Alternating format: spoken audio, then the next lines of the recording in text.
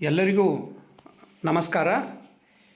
ಇವತ್ತು ನಾವು ನಮ್ಮ ಹೆಮ್ಮೆಯ ರಾಜ್ಯ ಕರ್ನಾಟಕದ 4 ಆಡಳಿತ ವಿಭಾಗಗಳಲ್ಲಿ ಕಲಬುರಗಿ ವಿಭಾಗದ ಬಗೆಗೆ ತಿಳಿದುಕೊಳ್ಳೋಣ. ಕಲಬುರಗಿ ವಿಭಾಗದಲ್ಲಿ 7 ಜಿಲ್ಲೆಗಳಿವೆ.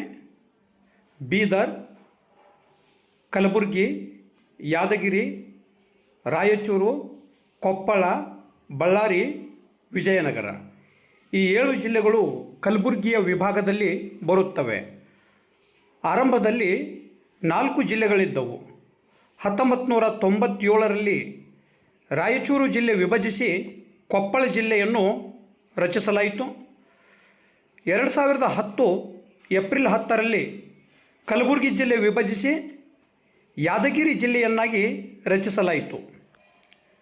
2021ರ ಅಕ್ಟೋಬರ್ 2ರಂದು ಬಳ್ಳಾರಿ ಜಿಲ್ಲೆ ವಿಭಜಿಸಿ ಹೊಸದಾಗಿ ವಿಜಯನಗರ ಜಿಲ್ಲೆಯನ್ನು ಹುಟ್ಟುಹಾಕಲಾಯಿತು. ಹಾಗಾಗಿ ಇವತ್ತು 7 ಜಿಲ್ಲೆಗಳು ಕಲಬುರಗಿ ವಿಭಾಗದಲ್ಲಿ ಬರುತ್ತವೆ. ಕಲಬುರಗಿ ವಿಭಾಗದ ಚಾರಿತ್ರಿಕ ಹಿನ್ನೆಲೆ: ಈ ವಿಭಾಗದ ಜಿಲ್ಲೆಗಳಲ್ಲಿ ಇತಿಹಾಸ ಪೂರ್ವ ಪಳೆಯುಳಿಕೆಗಳನ್ನು ಕಾಣಬಹುದು. ಚರಿತ್ರೆಯ ಆರಂಭದಲ್ಲಿ ಈ ಪ್ರದೇಶವು ಮೌರ್ಯರ ಆಡಳಿತಕ್ಕೆ ಒಳಪಟ್ಟಿತ್ತು. ನಂತರ ಈ ಪ್ರದೇಶವು ಶಾತವಾಹನರ ಆಳ್ವಿಕೆಗೆ ಒಳಪಟ್ಟಿತ್ತು. ಅಶೋಕನ ಅನೇಕ ಶಾಸನಗಳು ಈ ಕಲಬುರಗಿ ವಿಭಾಗದಲ್ಲಿ ದೊರೆತಿವೆ. ಸಾಮಾನ್ಯ ಶಕೆ 8ನೇ ಶತಮಾನದಲ್ಲಿ ರಾಷ್ಟ್ರಕೂಟರು ಈ ಭಾಗದಲ್ಲಿ ಆಳ್ವಿಕೆ ನಡೆಸಿದ್ದರು. ಅವರ ರಾಜಧಾನಿ ಮಣ್ಣೆಕೇಟ. ರಾಷ್ಟ್ರಕೂಟರ ರಾಜಧಾನಿ ಮಣ್ಣೆಕೇಟ ಅಂದರೆ ಇಂದಿನ ಮಳಖೇಡ್. ಇದು ಕಲಬುರಗಿ ಜಿಲ್ಲೆಯಲ್ಲಿ ಕಂಡುಬರುತ್ತದೆ. ನಂತರ ಕಲ್ಯಾಣಿ ಚಾಲುಕ್ಯರು ಈ ಕಲಬುರಗಿ ವಿಭಾಗವನ್ನು ಆಳಿದರು. ಕಲ್ಯಾಣಿ ಚಾಲುಕ್ಯರ ರಾಜಧಾನಿ ಬಸವ ಕಲ್ಯಾಣ. ವಿಜಯನಗರ ಹಂಪಿಯು ವಿಜಯನಗರ ಅರಸರ ರಾಜಧಾನಿಯಾಗಿತ್ತು. ಪ್ರಸಿದ್ಧ ವಚನಕಾರ ಬಸವಣ್ಣನವರ ನೇತೃತ್ವದಲ್ಲಿ ನಡೆದ ವಚನ ಚಳವಳಿಯು ಕೇಂದ್ರ ಕಲ್ಯಾಣವು ಕಲಬುರಗಿ ವಿಭಾಗಕ್ಕೆ ಸೇರಿದೆ. 1956ರಲ್ಲಿ ನಿಜಾಮನ ವಶದಲ್ಲಿದ್ದ ಬೀದರ್, ಕಲಬುರಗಿ, ರಾಯಚೂರು ಜಿಲ್ಲೆಗಳು ಕರ್ನಾಟಕದಲ್ಲಿ ವಿಲೀನಗೊಂಡವು. ಮದ್ರಾಸು ಪ್ರಾಂತ್ಯಕ್ಕೆ ಸೇರಿದ ಅವಿಭಜಿತ ಬಳ್ಳಾರಿ ಜಿಲ್ಲೆಯು ಕರ್ನಾಟಕದಲ್ಲಿ ವಿಲೀನವಾಯಿತು. ಮೊದಲು ಸ್ವಾತಂತ್ರ್ಯ ನಮಗೆ ಸಿಕ್ಕಾಗ ಬಳ್ಳಾರಿ ಜಿಲ್ಲೆಯು ಮದ್ರಾಸ್ ಪ್ರಾಂತ್ಯಕ್ಕೆ ಸೇರಿತ್ತು. ಆನಂತರ ಮದ್ರಾಸು ಪ್ರಾಂತ್ಯದಿಂದ ಬಳ್ಳಾರಿ ಕರ್ನಾಟಕದಲ್ಲಿ ವಿಲೀನವಾಯಿತು. ಭಾರತಕ್ಕೆ ಸ್ವಾತಂತ್ರ್ಯ ಬಂದ ಮೇಲೆ ನಿಜಾಮ್ ಭಾರತದ ಗಣರಾಜ್ಯದಲ್ಲಿ ತನ್ನ ಸಂಸ್ಥಾನ ವಿಲೀನಗೊಳಿಸಲು ಸಿದ್ಧನಿರಲಿಲ್ಲ. ಇದರಿಂದ ರೊಚ್ಚಿಗೆದ್ದ ಜನರು ನಿಜಾಮ್ ಶಾಹಿ ವಿರುದ್ಧ ಹೋರಾಟ ನಡೆಸಿದರು. ಈ ಹೋರಾಟದ ನೇತೃತ್ವವನ್ನು ಸ್ವಾಮಿ ರಮಾನಂದ ತೀರ್ಥರು ವಹಿಸಿದ್ದರು.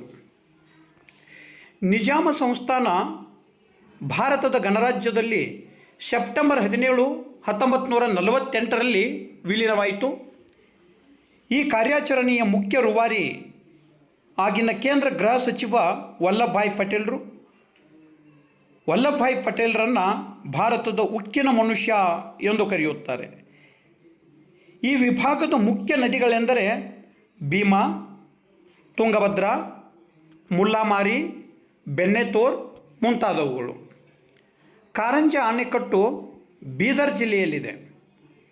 ರಾಯಚೂರು ಜಿಲ್ಲೆಯಲ್ಲಿ ಅತಿ ಹೆಚ್ಚು ಭತ್ತವನ್ನು ಪ್ರಮುಖ ಬೆಳೆಯಾಗಿ ಬೆಳೆಯುತ್ತಾರೆ. ಬಸವಸಾಗರ ಅಣೆಕಟ್ಟನ್ನು ಕೃಷ್ಣಾ ನದಿಗೆ ಅಡ್ಡಲಾಗಿ ಕಟ್ಟಲಾಗಿದೆ.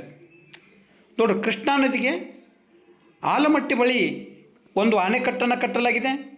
ಮುಂದೆ ಸಾಗಿದಂತೆ ಕೃಷ್ಣಾ ನದಿಗೆ ಬಸವಸಾಗರ ಎಂಬ ಅಣೆಕಟ್ಟನ್ನು ಕೂಡ ಕಟ್ಟಲಾಗಿದೆ. ಕಾರಂಜ ಯೋಜನೆಯು ಬೀದರ್ ಜಿಲ್ಲೆಯ ಕೃಷಿ ನೀರಾವರಿ ಒದಗಿಸುತ್ತದೆ. ಕಾರಂಜ ಯೋಜನೆ ಬೀದರ್ ಜಿಲ್ಲೆಯ ಕೃಷಿಗೆ ನೀರಾವರಿಯನ್ನು ಒದಗಿಸುತ್ತದೆ. ಬಳ್ಳಾರಿ ಜಿಲ್ಲೆಯಲ್ಲಿ ದರೋಜಿ ಕರಡಿಧಾಮವಿದೆ. ಕರ್ನಾಟಕದ ಏಕೈಕ ಕರಡಿಧಾಮ ದರೋಜಿ. ಇದು ಬಳ್ಳಾರಿ ಜಿಲ್ಲೆಯಲ್ಲಿದೆ. ರಾಯಚೂರು ಜಿಲ್ಲೆಯಲ್ಲಿ ಜಿಂಕೆಗಳು ಕಂಡುಬರುತ್ತವೆ. ಸನ್ನತಿ, ಖ್ವಾಜಾ ಬಂದೆ ನವಾಜ್ ದರ್ಗಾ, ಕಲಬುರಗಿಯಲ್ಲಿದೆ. ಭಾರತದಲ್ಲಿ ಅತಿ ಹೆಚ್ಚು ಚಿನ್ನವನ್ನು ಉತ್ಪಾದನೆ ಮಾಡುವ ಗಣಿ ರಾಯಚೂರು ಜಿಲ್ಲೆಯ ಹಟ್ಟಿ ಈ ಕಲಬುರಗಿ ವಿಭಾಗದಲ್ಲಿ ಕಂಡುಬರುತ್ತದೆ. ಕನ್ನಡದ ಶಾಸ್ತ್ರಕೃತಿ ಕವಿರಾಜ ಮಾರ್ಗ ರಚನೆಯಾದದ್ದು ರಾಷ್ಟ್ರಕೂಟರ ಕಾಲದಲ್ಲಿ. ಶ್ರೀ ವಿಜಯ ಅಂತಕ್ಕಂಥವನು ಕವಿರಾಜ ಮಾರ್ಗ ಎಂಬ ಕೃತಿಯನ್ನು ಬರೆದಿದ್ದನು. ಆದಿಕವಿ ಪಂಪ ಅರಸ ಅರಿಕೇಸರಿಯ ಆಶ್ರಯದಲ್ಲಿ ಇದ್ದನು. ಆತ ವಿಕ್ರಮಾರ್ಜುನ ವಿಜಯ ಎನ್ನುವ ಕೃತಿಯನ್ನು ರಚಿಸಿದನು. ಕನ್ನಡದ ರತ್ನತ್ರಯರು ಪಂಪ, ಪೊನ್ನ, ರನ್ನ. ಕನ್ನಡದ ರತ್ನತ್ರಯರಾದ ಪಂಪ, ಪೊನ್ನ, ರನ್ನ ಇವರು ಕಲಬುರಗಿ ವಿಭಾಗಕ್ಕೆ ಸೇರಿದವರು. ಕನ್ನಡದ ಪ್ರಥಮ ವ್ಯಾಕರಣ ಗ್ರಂಥ ಶಬ್ದಮಣಿ ದರ್ಪಣ. ಈ ಶಬ್ದಮಣಿ ದರ್ಪಣ ಕೃತಿಯನ್ನು ಕೇಶಿರಾಜ ಬರೆದಿದ್ದನು. ಈತ ಕಲಬುರಗಿ ಜಿಲ್ಲೆಗೆ ಸೇರಿದವನು. ಕರ್ನಾಟಕದಲ್ಲಿ 12ನೆಯ ಶತಮಾನದಲ್ಲಿ ಸಮಾಜ ಸುಧಾರಣಾ ಚಳವಳಿ, ವಚನ ಚಳವಳಿ ಪ್ರಾರಂಭಿಸಿದವರು ಬಸವಣ್ಣನವರು. ಕಲಬುರಗಿ ವಿಭಾಗದ ರಾಯಚೂರು ಜಿಲ್ಲೆ ದಾಸ ಸಾಹಿತ್ಯದ ತವರೂರು. ದಾಸ ಸಾಹಿತ್ಯದ ತವರೂರು ರಾಯಚೂರು. ಇದು ಕಲಬುರಗಿ ವಿಭಾಗದಲ್ಲಿ ಬರ್ತಕ್ಕಂಥ ಜಿಲ್ಲೆ. ತೊಗಲು ಬೊಂಬೆ ಆಟದಲ್ಲಿ ಬೆಳಗಲ್ ವೀರಣ್ಣ ಬಹಳ ಪ್ರಸಿದ್ಧರಾಗಿದ್ದರು. ಬೀದರ್ ಜಿಲ್ಲೆ ಬಿದರಿ ಕಲೆಗಳು ಮತ್ತು ಕಿನ್ನಾಳದ ಗೊಂಬೆಗಳು, ಕೊಪ್ಪಳ ಜಿಲ್ಲೆಯ ಕೌದಿಗಳು ಸಾಂಪ್ರದಾಯಿಕ ಕಲೆಗಳಾಗಿವೆ. ಕಲಬುರಗಿಯಲ್ಲಿ ಪ್ರಸಿದ್ಧ ಬುದ್ಧ ವಿಹಾರವಿದೆ. ಸ್ವಾತಂತ್ರ್ಯ ಹೋರಾಟದ ಬಗ್ಗೆ ತರಬೇತಿ ನೀಡಲು ರಾಷ್ಟ್ರೀಯ ಶಾಲೆಗಳನ್ನು ಸ್ಥಾಪಿಸಲಾಯಿತು. ಆ ರಾಷ್ಟ್ರೀಯ ಶಾಲೆಗಳು ಯಾವುವು ಎಂದರೆ ನೂತನ ವಿದ್ಯಾಲಯ ಕಲಬುರಗಿ. 1907ರಲ್ಲಿ ನೂತನ ವಿದ್ಯಾಲಯವನ್ನು ಕಲಬುರಗಿಯಲ್ಲಿ ಸ್ಥಾಪಿಸಲಾಯಿತು. ಉಸ್ಮಾನಿಯಾ ರಾಷ್ಟ್ರೀಯ ಶಾಲೆ ಚಿಂಚೋಳಿಯಲ್ಲಿ ಸ್ವಾತಂತ್ರ್ಯ ಹೋರಾಟದ ಬಗ್ಗೆ ತರಬೇತಿ ನೀಡಲು ಉಸ್ಮಾನಿಯಾ ರಾಷ್ಟ್ರೀಯ ಶಾಲೆಯನ್ನು ಸ್ಥಾಪಿಸಲಾಯಿತು.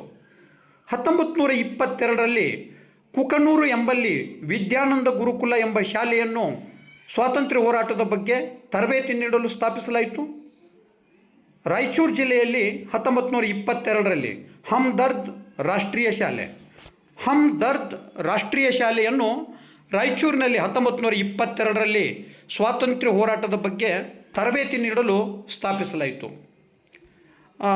ಮಹಾಗಾಂವ್ ಕಲ್ಯಾಣ್ ಶೆಟ್ಟಿ ಅವರು ಸ್ವಾತಂತ್ರ್ಯ ಹೋರಾಟ ನಡೆಸಲು ತರುಣ ಸಂಘವನ್ನು ಕಟ್ಟಿದರು. ತರುಣ ಸಂಘವನ್ನು ಕಟ್ಟಿದವರು ಮಹಾಗಾಂವ್ ಕಲ್ಯಾಣ್ ಶೆಟ್ಟಿ ಅವರು.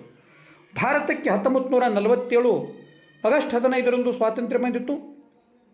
ಸೆಪ್ಟೆಂಬರ್ 17, 1948ರಂದು ನಿಜಾಮ ಸಂಸ್ಥಾನ ಭಾರತ ಗಣರಾಜ್ಯದಲ್ಲಿ ವಿಲೀನಗೊಂಡಿತ್ತು.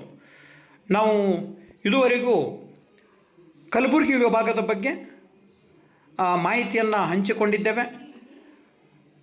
ತಮ್ಮೆಲ್ಲರಿಗೂ ಧನ್ಯವಾದಗಳು.